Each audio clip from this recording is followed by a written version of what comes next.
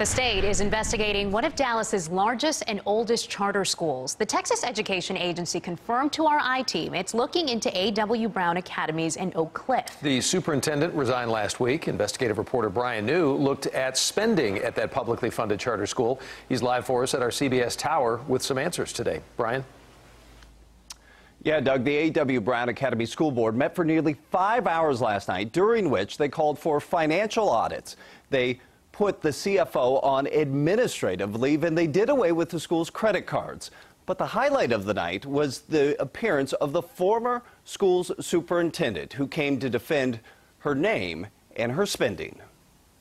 Since Wednesday, September 12th, my life has changed in ways I never could have imagined. A week after resigning, former Superintendent Laura Mims returned, she says, to set the record straight.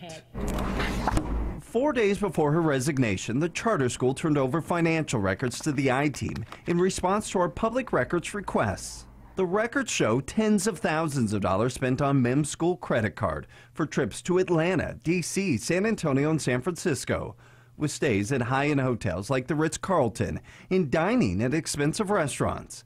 Mims says all of the expenses were for school-related events, and the board approved all expenses. Board President George Collins told us that's true. So you guys authorized all of that? Yes, indeed. Is that good use of school funding? It depends upon how one looks at it. A lot of things look out of context. It looks like it's extravagant, but in fact it was not. How is staying at the Ritz-Carlton not extravagant? I don't know. I've never stayed at the Ritz-Carlton. Mims says her resignation had nothing to do with the disclosure of her spending.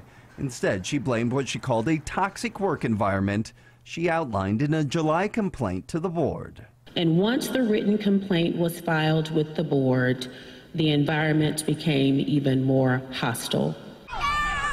During her 2 years as superintendent, Mims says A.W. Brown academies made significant academic gains. On the TEA's latest school report card, the charter school received a B grade for student progress, but an F grade for student achievement.